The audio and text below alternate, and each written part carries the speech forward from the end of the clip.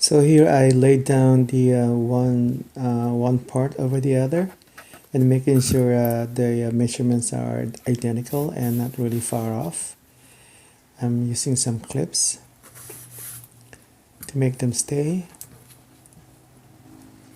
because I'm going to be laying down the markers for my pockets here.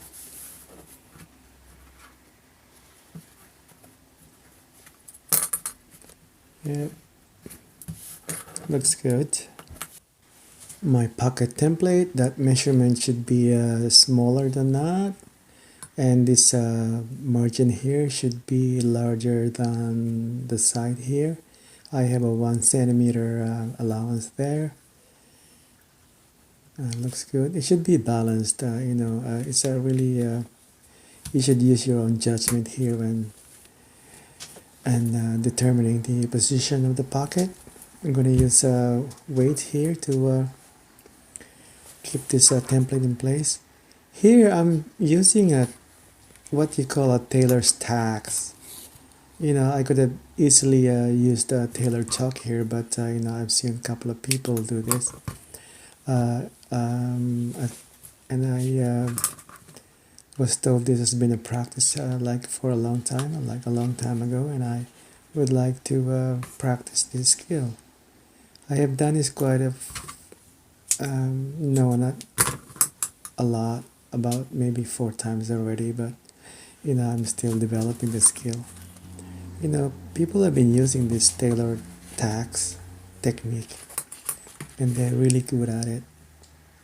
You know, and lately I think it's working for me, so I'm just practicing it. I'm not saying this is superior than just using a tailor chalk, but you know, there. So instead of using tailor chalks as a marker, I'm gonna be using this, and you see what I mean when I'm done here.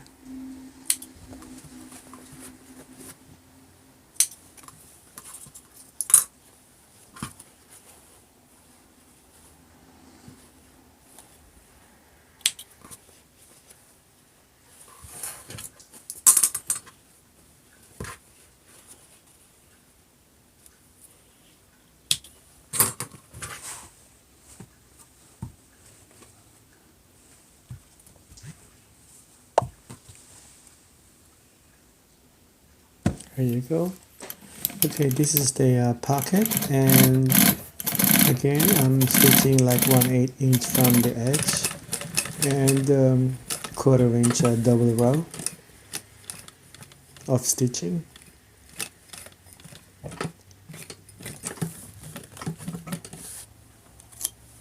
And I'm looking at that the other side of the foot for my guide for the 1/4 inch stitching.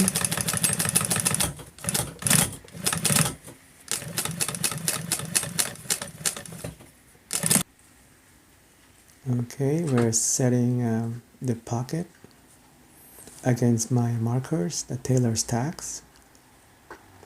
Should be alright. Yeah.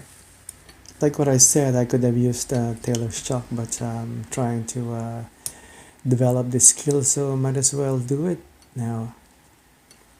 I'm hiding that loose end to make the pocket look neat.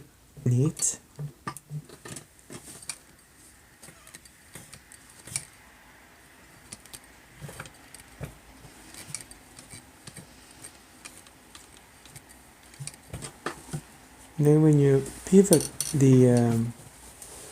your work, your needle should be like piercing the fabric so it doesn't go away. I mean the thread doesn't go away. And then I'm using like 1/8 inch from the edge there still for the top stitching. Here we are pivoting again. Make sure your needle is on the fabric so you don't lose your work.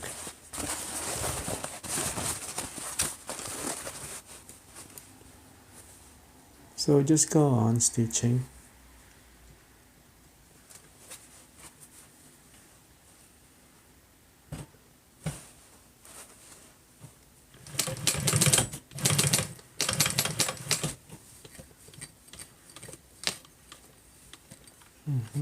I tend to like slow down when I reach the corner.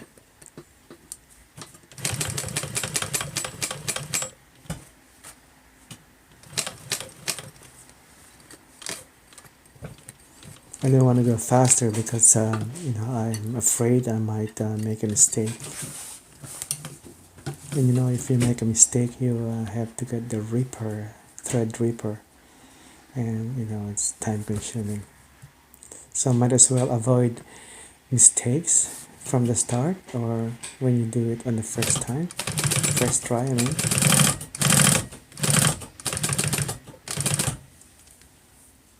Again, slow down when you reach like a thick part of the pocket.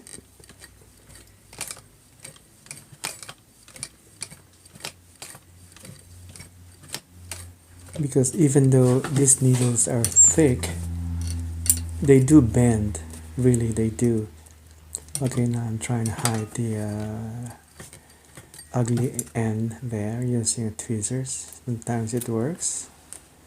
Sometimes I'm just gonna have to use my fingers to get the job done. Oh yeah, no. There you go. Oh, by the way, I'm using a size 20 needle here. Yeah, they do bend really. Okay, I have like a half an inch measurement here. You see it's wider on the top than at the bottom, and I have a 1/4 inch measurement there. So I'm gonna stitch from there down to the bottom. Yeah, I just eyeballed it, but by all means you can draw your mark using a tailor's chalk if you like.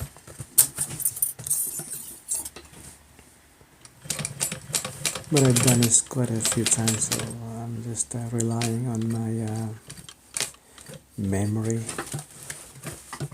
But it doesn't mean that I don't make mistakes. I do a lot of mistakes. So here you can actually lift your needle and angle and do it again. Okay, I reached the 1/4 inch mark there, and I'm going to go stitch to the top, and I'm marking my half an inch mark there. Oh, stitch right there. Yep.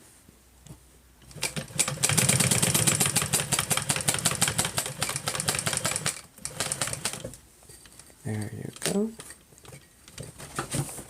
And again, pivot and then slow down. You don't have to back tack.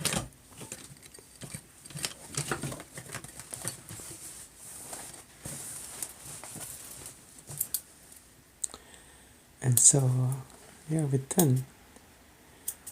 We're done with this pocket, and then we're gonna do the other side, but I'm not gonna show it in this video. Oh, not bad. Good.